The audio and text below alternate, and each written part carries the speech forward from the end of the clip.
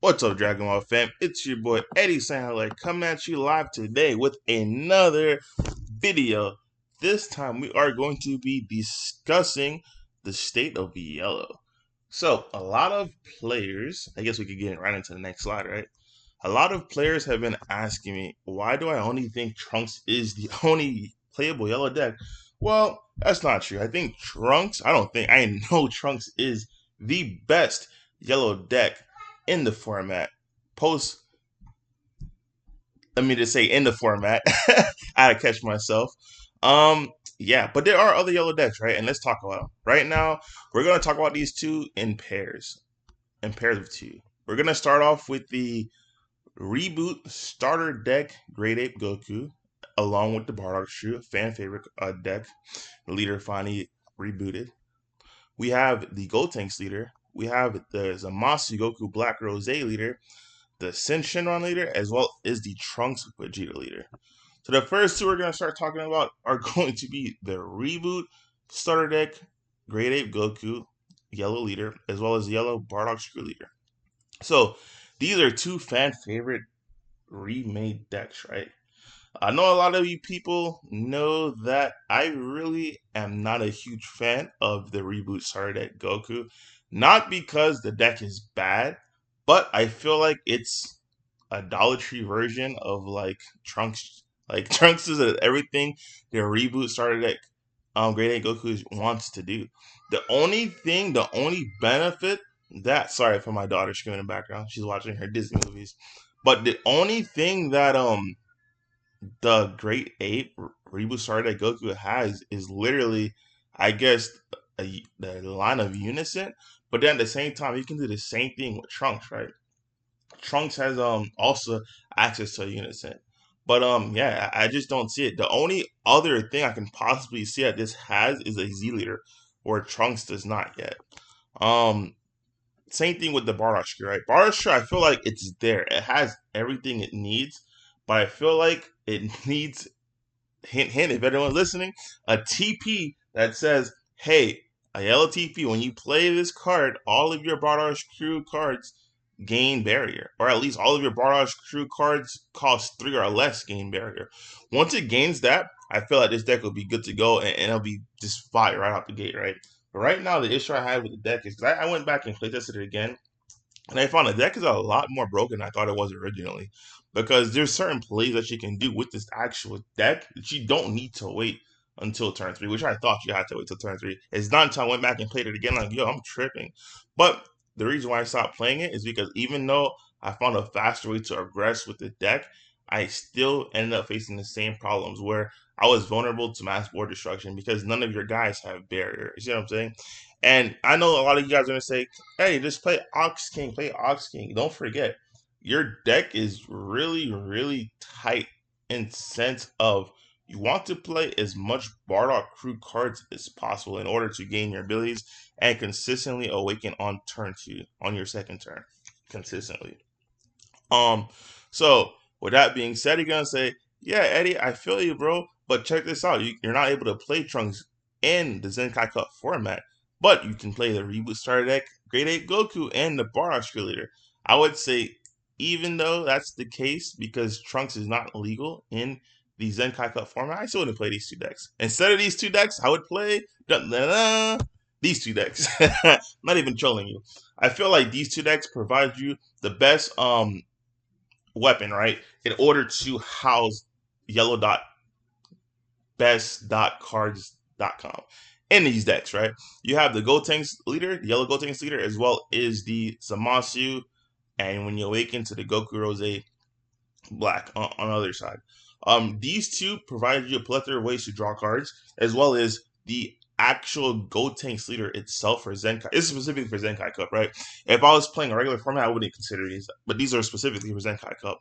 Um, these guys draw a lot of cards. Obviously, you got the Zamasu leader, which is a wish leader. So you're gonna have Dragon Balls. Instantly, you're gonna draw at least 7 cards. If you want to play the coercion, you're gonna warp one of your god cards that you want in your actual warp area, and then draw 2 cards. Really, really good. This has a built-in power of the Super Saiyan on the Awakened side. Really, really solid. This allows you, in my opinion, the best deck or the best leader to run yellow.best.cards.com in this deck because it's all yellow good stuff, man. You don't really want to run the themed Gotenks cards. You just want to run the best yellow cards, period. Fill up your Z deck with 7 Z cards, and then fill up your main board with 8 Z series cards, and then now you have a legal deck to play. Versus the Zamasu, you're really much it's a great deck, right? But you're pretty much limited to your actual cards because you need it. The Aegis is really, really good. The only issue that you run into is red. And the specific red deck I'm referring to is Sin, because Sin has an instant abilities to neg your guys off board. But other than that, if you're not playing against red, you're gonna have a solid time in a Zenkai Cup itself. Really, really good. So this is past the Zenkai Cup. The two best decks currently in this yellow, not a yellow format, the two best yellow decks currently in this format, hands down in my opinion, is going to be Sin. Super, super underrated, super, super overlooked. A lot of players forgot what the deck does, but I'm going to sit here and remind you guys, this deck is really, really good, really, really solid. Has a great matchup to its counterpart in Red Sin, aka the 1-star ball, I like to call it. And you have the hands down favorite best yellow deck in the format, Trunks and Vegeta. This is just, I don't know, man. Like the amount of value that you get and efficiency from playing this deck is just like unparalleled to any other yellow deck that I've seen in this game for a while. Not including, I guess, since Mega Frieza. That's Mega Frieza format. All right, let's get into it. Let's start off by talking about the Shenron deck, right? So Shenron has 2 autos. It has, when this card attacks, to get the top 5 cards from the top of your deck, add up to 1 Shadow Dragon card among them to your hand, then shuffle your deck. It doesn't have a cost restriction. You can add the 9 drop, you can add whatever Shadow Dragon card from the top of your deck. I mean, just into your hand, point blank period. Also, it doesn't have a color restriction. It just has to be a Shadow Dragon. That's going to be really important for as we move on to the deck profile. Not deck profile, but a quick brief of it. I'm not able to do deck profiles, unfortunately, because those are reserved for Patreon members. Because I don't want you double tapping and in trouble. If I have it on this, I'm not really able to do it for Patreon, and it's going to be an issue. At the end of your turn, choose up to 1 of your yellow Shadow Dragon card in your battle area and switch it to active mode. Really, really good, really, really solid effect. Awaken. If your life is at 3 or less, or you have a yellow unison card with a specified cost of 4 in play, you may draw 2 cards and switch up to 1 of your energy in active mode and flip this card over. Awaken side. When this card attacks, draw 1 card on second auto. At the end of your turn, choose all of your yellow Shadow Dragon cards in your battle area, switch them to active mode. Activate main, cost 6 yellow, play up to 7 Shadow Dragon cards with different names from your drop area. Once again, it doesn't have a cost restriction or a color restriction. Just has to be a Shadow Dragon. Now, we're going to talk about the early turn that you want to play for Sin, right? If you're playing Sin on your turn 1, your first turn, I don't like to say turn 1 because turn 1 and turn 0 can be different, right? So on your very first turn, regardless if you're going turn 1 or turn 0, the play that you're going to do is either judging on what your opponent is playing. You're going to either play the negative energy 1-star ball or you're going to play the negative energy 5-star ball. Reason being is this is not really a deep deck analysis. This is a brief overview. Depending on what leader you're playing, it may be better to go the crit route. Depending on what leader you're playing, it may be better to go straight to the 9-drop route, which is certain decks in the current format right now. And if you guys understand the current format, you guys know exactly what I'm talking about. So when you play the negative energy 1-star ball, let's get into it really quick.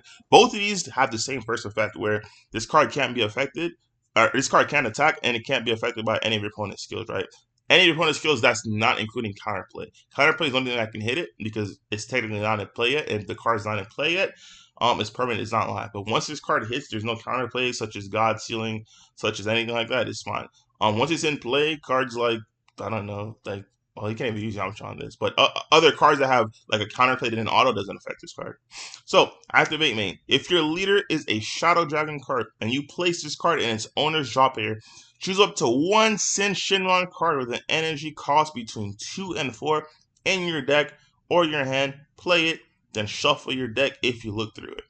Really, really key note that you should realize, it says choose up to 1 Sin Shenron card with an energy cost between 2 and 4. That's the requirement that you need. It doesn't have colors, it doesn't have anything.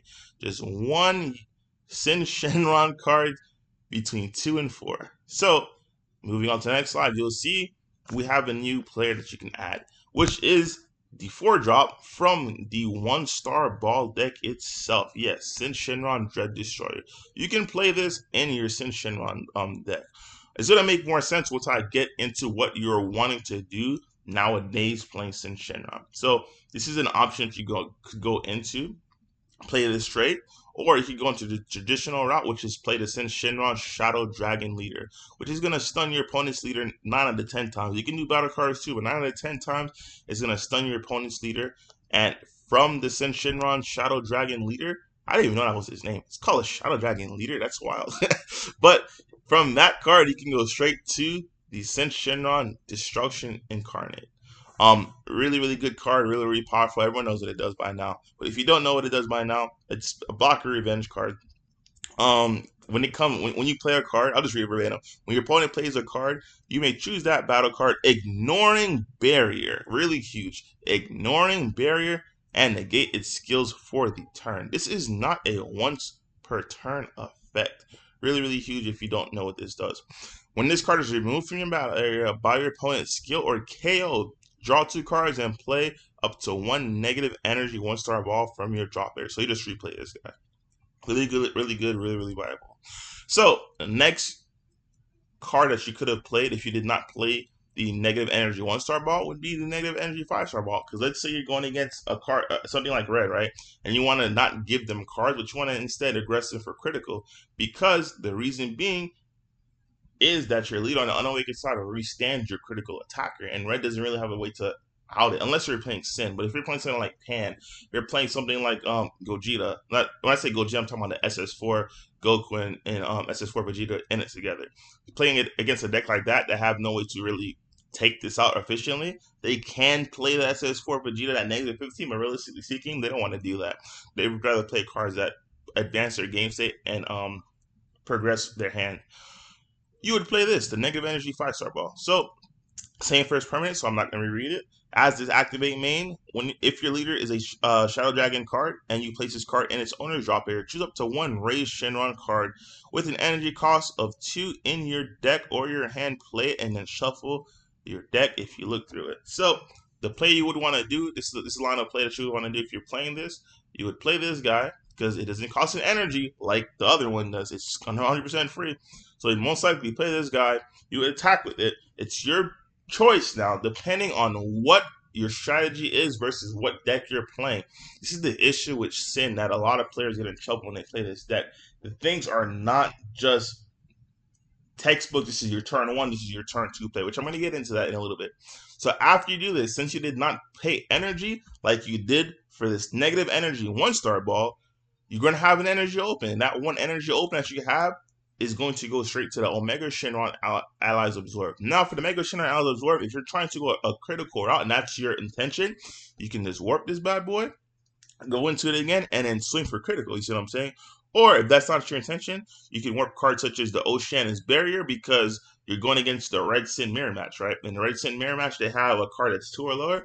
So the Red Sin Mirror Match, you attack with this card, you would dress their 2-drop or lower and you would KO it, which is really, really good, really, really powerful. And at the end turn, this would be restood and you would have now a barrier blocker because your leader restood in the end of the turn. So what I was talking about before when I said this is not a textbook, this is your turn 1, this is your turn 2 play, is a lot of players get in trouble when they play this deck because they instantly assume that since you're playing Sin Shenron, you just want to get to your 9-drop the fastest you can, right? And some scenarios that is true, and some scenarios that is not true. This is why I put incorrect versus correct. Because this game is an adaptive game. This game, you have to read what your opponent is wanting to do, and then you want to be able to counteract it. So, in a scenario where, hey, they want to maybe aggress you with something, and you know the Destruction Incarnate can stop it and put a hamper in their strategy, go ahead and do it. But just because you have it in hand, you have the 1-star in your hand, and you have the 9-drop in your hand, doesn't mean you have to necessarily go into it.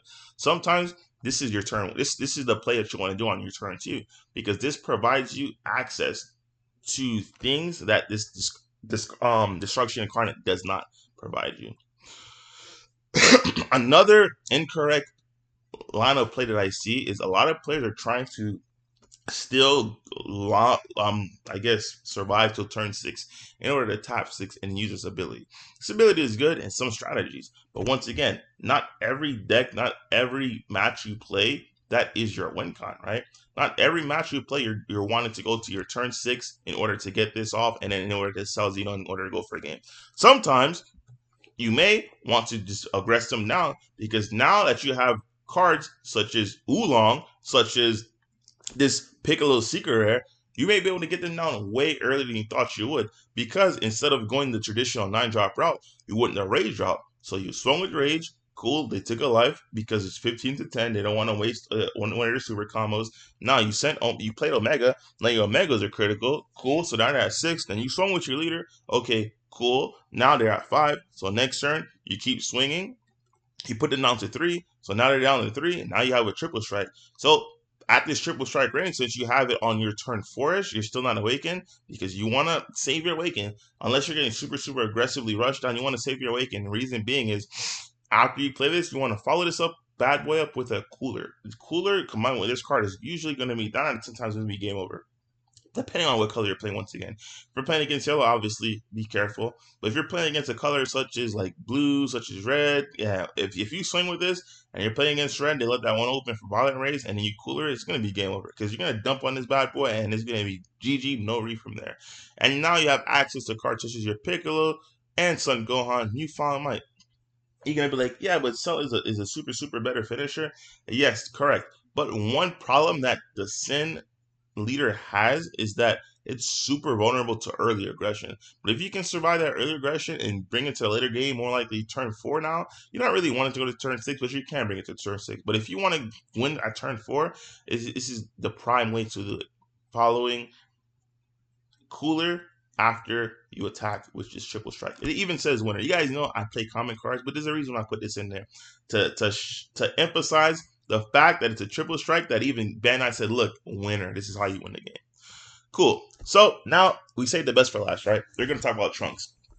Trunks. My boy Trunks. First auto. When you attack with this card, you draw one card, activate main if you have 2 or more energy, and you choose one yellow Trunks or Vegeta card in your battle area and place it under this card. Flip this card over. If you do, draw one card, then add cards from your life until you have 6. When your life is at 4 or less, you may draw 2 cards, then flip this card over. I have never awakened like that, but 9 out of 10 times you're going to 9.9 times out of 10 times you're getting to activate main. Just to slip a Vegeta under it and awaken. So on the Awaken side, really good, really busted. You have Super Saiyan Blue Vegeta and Super Saiyan Trunks Father Son Onslaught. When this card attacks, you may draw one card. If you don't, choose up to one of your yellow Vegeta or your yellow Trunks Future or yellow Bulma Future card with energy cost of 1 in your hand or drop area and play it in rest mode. A lot of players don't know you can play this from hand. 9 out of 10 times you want to play it from your drop, but there's certain scenarios may lead you to play it from your hand in order to progress your game state and follow up with your strategy to make it efficient and effective. Auto once per turn, auto once per turn. I want to go after the first one after this, but auto once per turn. When a yellow battle card activates EX Evolve skill from your hand, draw one card. So what that means is as soon as you tap the one and you activate it, it happens. It doesn't have to resolve, it doesn't have to do anything. Once you activated it, you draw one. But the thing is, you're going to draw one from your EX Evolve, that's their cost. After that, you wait to response. If they respond to you, even if they respond to you, you're going to still draw a card because you activated EX Evolve, so it didn't have to resolve. Activate battle. Once per turn, place one card from under this card in its owner's drop area. Then this card gains 10k power for the turn, or for the battle, and double strike. Really good, really solid way to finish the game. But a really cool hint, and strategy I'll give it to you guys, is sometimes I use this defensively. Sometimes you don't need it offensively. Sometimes when you use this defensively, you lure your opponent into a false sense of security because they think you're not able to finish them off because your double strike is gone, right? But tricks on them. I play 2 double strikes in my deck, so I can finish off with this followed by a cooler as well as a mirror or oolong, which we'll get into in a little bit. So going back to the first auto, right? The first auto which I want to tap on is when this card attacks, you may draw one card. Let me reread that. When this card attacks, you may draw one card. That is the cost, right? So as soon as you attack, you ask your opponent counter window 1. You don't draw a card. You don't do anything. If they do not respond to counter window 1, you can display your yellow 1-drop Vegeta, your yellow 1-drop Bulma Future, or your yellow 1-drop Trunks Future. If they respond, if you attack, you turn your Trunks and Vegeta sideways, you attack with this. And they respond with like the Android 18 counterplay, I got it, whatever the case may be, they respond to it. You can say, okay, cool, since you respond, I'll just draw a card because the cost has been paid. It's just once you turn this thing sideways and attack, now it's counter window 1 to avoid that. So these are going to be your opening plays. You're going to want to play either the Trunks father-son teamwork or Vegeta father-son teamwork. They each do the same thing. The only difference is that one is a Trunks and one is a Vegeta. So it just flips itself and does backwards. They both have barrier. They're both 4K guys. They're both 1-drops, right?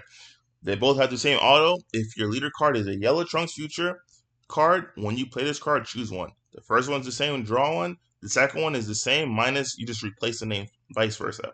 So if it's Trunks, it'll say Vegeta father-son teamwork. If it's Vegeta, it'll say Trunks father-son teamwork. So let me read it real quick. Play up to one of the following, either Vegeta or Trunks father-son teamwork from your deck or your drop pair with its non-keyword skills negated for the turn. Then shuffle your deck if you look through it. Really, really good, really, really simple. So, a big problem that I've seen with this deck ever since that it's come out is that a lot of former yellow Gohan players used to just transfer it over to this because essentially, in sense, it was pretty much the same deck, but in my opinion, it was just better. And you guys gonna be like, no, you're crazy. There's no way. The Gohan deck was way better than this deck. It's not. It's 100% not. Number one, it already tells you it's not because you already see the reason why I put this version of the card. It's the second place winner card. You never had a Gohan card that said winner. You just have this regular common card. It's your leader. You know what I'm saying?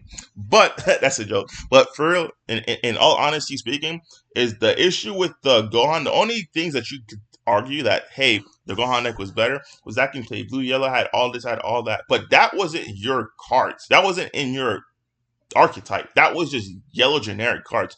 Because if the Bojack Aegis card was still well and legal nowadays, I'll be able to play it in my Trunks deck. You see what I'm saying? And a Trunks deck is just better than this because you don't have to dilute your deck into playing cards such as this. Poutine and Turtles. I do not know why to this day, like, I don't know. This what is this? We're going to set 20, so 3 sets later, we still see people playing Poutine and Turtles in their Trunks deck. I don't know why. Because once again, this is not the Gohan deck. This is Trunks deck. So instead of trying to play Poutine, instead of trying to play Turtles, because Turtles cost 2, you can do the same exact thing that you want to do with Turtles with the Vegeta. Vegeta, you tap 1, you'll draw 1 card. Turtles, you tap 2, you'll draw 1 card, you'll KO 1. Vegeta, you tap 1, you draw 1 card, your leader will draw another card. You see what I'm saying? Like, it's so in sense, the way you're paying 2 for Turtles to tap 2 and then KO setting and draw a card, you're tapping 1 for Vegeta. You're drawing 2 cards because this is going to trigger for a cost. Your leader is going to trigger, so you're going to draw another one. And then when you attack, something that Turtles is not able to do is not able to KO barrier cards. You can KO barrier cards with this card. And then Poutine is the same way. Poutine, yes, you can play it for free, but the issue with Poutine, when I say this is not the Gohan deck, is that you have a built-in Poutine, whereas this one has, this is the same thing, right? They both have barrier. This is a blocker. And not only is a blocker, it's a 19k blocker. Now, as a plethora raise, you can even boost this because you can boost it by playing the TP that I showed everyone. It should be a 4 staple in your deck, in my opinion. I think it's called Vegeta Fatherly Encouragement, if I'm not mistaken. Yeah, this follows it. So it's Vegeta Fatherly Encouragement that restands it. People are going to say you can play Zarbon, but realistically speaking, you don't want to play Zarbon. Zarbon is a nice budget alternative, though. But the reason I don't want to play Zarbon is because, one, because this, the Vegeta, the Trunks, as well as this Vegeta and Trunks, as well as the next slide I'm going to show you, this Fatherly Assistance, is all searchable by 1 card that you should be playing 4 of in Trunks, which is going to be the Bulma. I think it's called Bulma Future on a Timeline or something like that.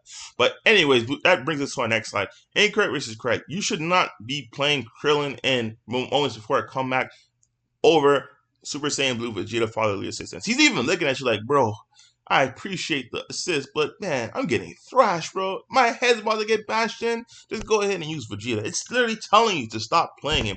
Reason being, when you go against decks such as Sin or decks that are like really aggressive to you, you can use this before you hit turn, before you go to for life. Really good. Or even if you're at 6 and you don't want to take the double strike because they left it at 20k double strike crit, you can just come on out because realistically speaking, if you're paying this, they can leave it at a 20k double strike crit, and now you're gonna have to make 3 cards from your hand because your Krillin is dead. Literally, he's even telling you, bro, that should make a caption. I'm dead.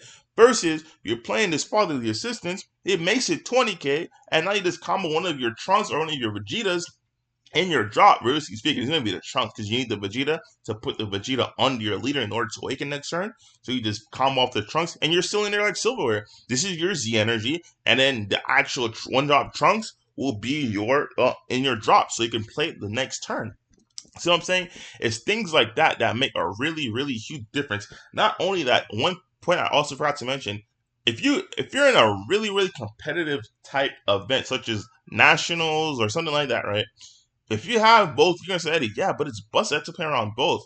It's not busted. Let me tell you why it's not busted. The reason why it's not busted because if you're playing against me, if you're playing against any player, like I'm talking about, Super, if you're playing against anyone in Nats, bro, if you have both these in play, they're going to trigger both of these at the same exact time. Because Trunks, you're not able to choose when that happens. It's the very first card that happens. And Poutine is the same way. You can force his trigger. Poutine is off a special play, right? But Poutine is all right when you play something like skill. Well, Poutine is really easy to be triggered because everything nowadays, you can play it by skill. But Trunks isn't specified by skill or hard cast. So if he plays something like skill, you'll trigger both the Poutine and both the Trunks. Now you're going to say, yeah, Eddie, but Trunks could rest that, and then Poutine could rest something else. What happens if you're going against something like Gamma, and a Gamma just the only thing they have in play is just the Android 17, and the turn before they play another Android 17. They both have players, so what are you resting? You know what you're resting? You're resting that match flip because you probably just lost because this 5k combo black card that you can't even charge could have been the Trunks, or it could have been the Vegeta fatherly assistance that when they swung, you could have blocked with this, and then you could have comboed it off, and then restood your Trunks. Or they could have swung, you could have negated with the Vegeta fatherly assistance. After that, next turn or next attack, you could have blocked with this, and then they try to combo a 5k into it, so it's not 20 to 19. You can combo it off the Vegeta TP, make this a 24, and restand it to defend yourself again. You see what I'm saying? It's little things like that that make a difference in the long run. But once again, hope you guys really enjoyed videos like this. If you guys do, please let me know in the comment section down below. Other than that, do me a huge favor. Please make sure you subscribe.